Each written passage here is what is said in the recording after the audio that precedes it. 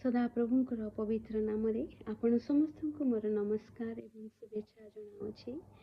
आज प्रभुंकर अनुग्रह यही दिनटी आम देखिपारिछु एवं प्रभुंकर प्रत्येक कार्य आम धन्यवाद दौछु। प्रभु महान अटंती, प्रत्येक कार्य महान अटे, प्रत्येक हस्तकृत विषय सिद्ध अटे। किंतु आज आम एहीपरि एक विषय को देखिबा जो विषय से निर्माण करिकी दुखित होइथिले, सुखित होइथिले, जहाँकि आमे पाइबा आदि पुस्तक 6 पर्व 5 रु 8 मध्यरे परमेश्वर आकाश मंडल एवं पृथ्वी को सृष्टि करथिले और से समस्त मध्यरे थिबा विषय वस्तु ज्योति नक्षत्र तारागण चंद्रमा पशु पक्षी जलचर प्रत्येक इत्यादि से निर्माण करथिले तांकरी कथा द्वारा। किंतु से मनुष्य को निर्माण करथिले निजर हाथ रे एवं निजर सदृश्य रे और से समस्त विषय को देखिकी से अत्युत्तम बोली कहिथिले। जो मनुष्य को से निर्माण करिकी अत्युत्तम बोली कहिथिले, आज यही आदि पुस्तक 6 रे आमे देखिबा जे सेही मनुष्य को निर्माण करिथिबा जोगु से अत्यंत दुखित होई मनरे शोक करथिले, से मनरे अनुताप करथिले।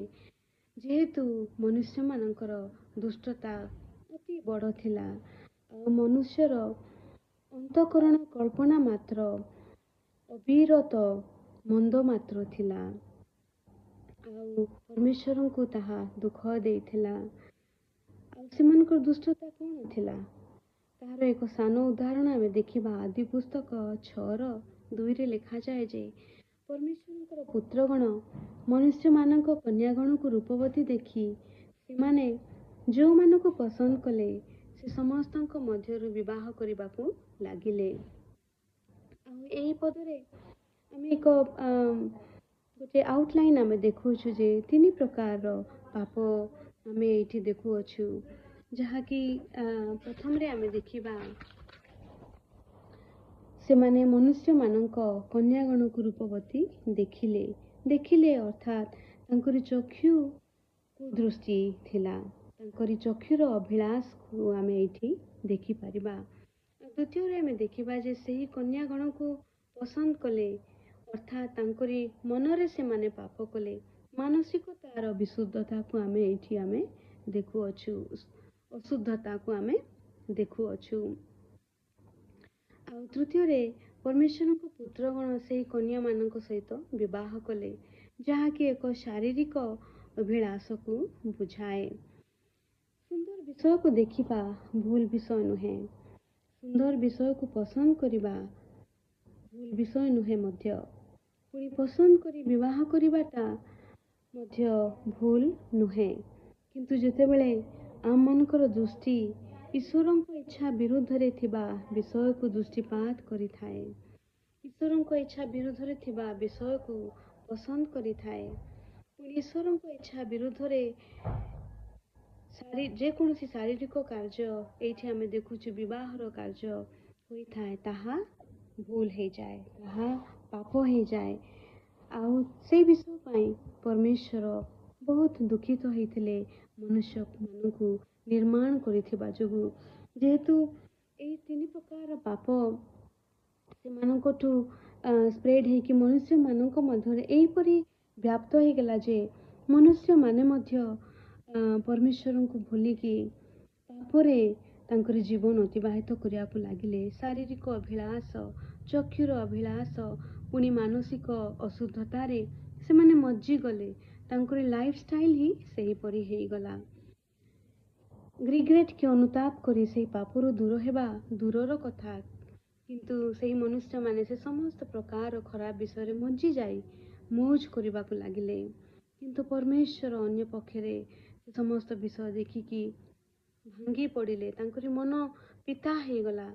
जेपरी पिता माता दुष्ट संतान मानू को कही थांती तू जन्म होई नथिले भल हेई थांता, सेहीपरि ईश्वर मध्य मनुष्य को निर्माण करिथिबा हेतुरु रिग्रेट करिथिले, अनुताप करिथिले, मु एमान को निर्माण न करिथिले भल हेई थांता बोली तांकरी मनरे अनुताप कले।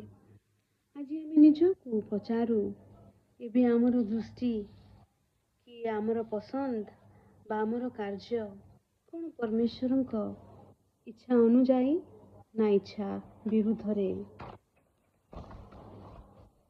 ଆଜି କ'ଣ ଈଶ୍ୱର ଆମ ପାଇଁ ମଧ୍ୟ ଦୁଃଖିତ ହୋଇ ଶୋକ କରୁଅଛନ୍ତି କି?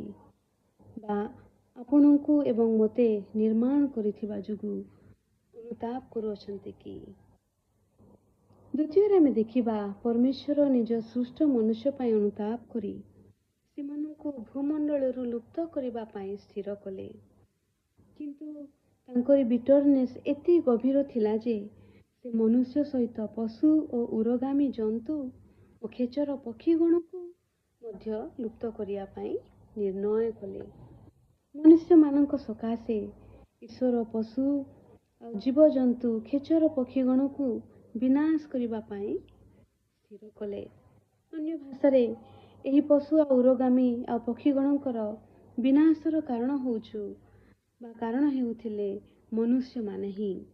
ଯେଉଁ ମନୁଷ୍ୟ ଦିନେ ଏହି ପକ୍ଷୀ ପଶୁ ଉପରେ କର୍ତ୍ତୃତ୍ୱ କରୁଥିଲା, ଆଜି ସେହି ମନୁଷ୍ୟ ଏହି ଜାଗାରେ ଆମେ ଦେଖୁଛୁ ଯେ ସେହି ପଶୁ ପକ୍ଷୀର ବିନାଶର କାରଣ ହେଇଯାଇଛନ୍ତି। କେତେ ଦୁଃଖର ବିଷୟ! ନୋହଙ୍କ ସମୟରେ ମନୁଷ୍ୟମାନଙ୍କ ପାଇଁ ହଜାର ହଜାର ପଶୁ ପକ୍ଷୀମାନେ ତାଙ୍କର ଜୀବନ ହରାଇଥିଲେ। ଦୁଃଖର ବିଷୟ ଯେ ଆଜିର ଜଗତରେ ମନୁଷ୍ୟ ଅନ୍ୟ ଏକ ମନୁଷ୍ୟର ବିନାଶର କାରଣ ହେଇଯାଉଛି। ଆଜି ଆସୁ ଆମେ ନିଜ ଜୀବନକୁ ମଧ୍ୟ ସମୀକ୍ଷା କରୁ। ଆଜି କ'ଣ ଆମ ଜୀବନ ମଧ୍ୟ ଅନ୍ୟମାନଙ୍କୁ କଷ୍ଟ ଆଣୁଛି କି? ଆମ ପାଇଁ ଅନ୍ୟମାନେ କ୍ଷତିରେ ପଡ଼ିଗଲେ କି? ସେଦିନ ପ୍ରଭୁ ମନୁଷ୍ୟ ପାଇଁ ଦୁଃଖ କରିଥିଲେ। ମନୁଷ୍ୟମାନଙ୍କ ସହିତ ପଶୁ ପକ୍ଷୀକୁ ମଧ୍ୟ ବିନାଶ କରିଦେଇଥିଲେ। ଯଦି ଆମେ ନିଜକୁ ପଚାରୁ, ତାହେଲେ ଆମେ ଜାଣିପାରିବା ଯେ ପରମେଶ୍ୱରଙ୍କ ଦୃଷ୍ଟିରେ ଆମେ ମଧ୍ୟ ସେହି ବିନାଶ ଯୋଗ୍ୟ କର୍ମ କରିଅଛୁ। କିନ୍ତୁ ଯେହେତୁ ଆମଙ୍କ ପରମେଶ୍ୱର ମହାନ ଅଟନ୍ତି, ଆମେ ନୂତନ ନିୟମରେ ଦେଖିବା ଯେ ପରମେଶ୍ୱର ନିଜେ ମନୁଷ୍ୟର ରୂପ ଧାରଣ କରି ଯୀଶୁଖ୍ରୀଷ୍ଟଙ୍କ ରୂପରେ ଆସି ସେହି ପାପକୁ ସେ ନିଜେ ବହନ କଲେ, ନିଜେ ସେ ବଳିଦାନ ସ୍ୱରୂପେ ଉତ୍ସର୍ଗ କରି ଆମମାନଙ୍କୁ ଅନୁଗ୍ରହରେ କ୍ଷମା ଦେଇଅଛନ୍ତି। ଆଜି ଆମେ ତାଙ୍କର ସେ ଅନୁଗ୍ରହର, ସେ କ୍ଷମାର ଭୁଲ ବ୍ୟବହାର ନ କରୁ, କିନ୍ତୁ ଆମେ ତାହାକୁ ବହୁମୂଲ୍ୟ ଜାଣି ସେହି ସମସ୍ତ ପାପ ଯଦି ଆମମାନଙ୍କର ଜୀବନରେ ଅଛି, ତାହେଲେ ଆମେ ସେହି ଚକ୍ଷୁର ଅଭିଳାଷ, ଶାରୀରିକ ଅଭିଳାଷ ଏବଂ ମାନସିକ ଅଶୁଦ୍ଧତା ଠାରୁ ଦୂରେଇ ଯାଉ ଆଉ ପ୍ରଭୁଙ୍କ ଠାରେ ସମର୍ପିତ ଜୀବନ କାଟୁ। ଯେପରି ପ୍ରଭୁ ଆମ ପାଇଁ ଅନୁତାପ ନ କରି ସେ ଖୁସି ହେବେ ଏବଂ ଆମମାନଙ୍କୁ ପ୍ରେମ କରିବେ, ଆଦର କରିବେ, ଆମେ ପ୍ରଭୁଙ୍କର ଗୌରବ ପାଇଁ ବ୍ୟବହାର ହେଇପାରିବୁ।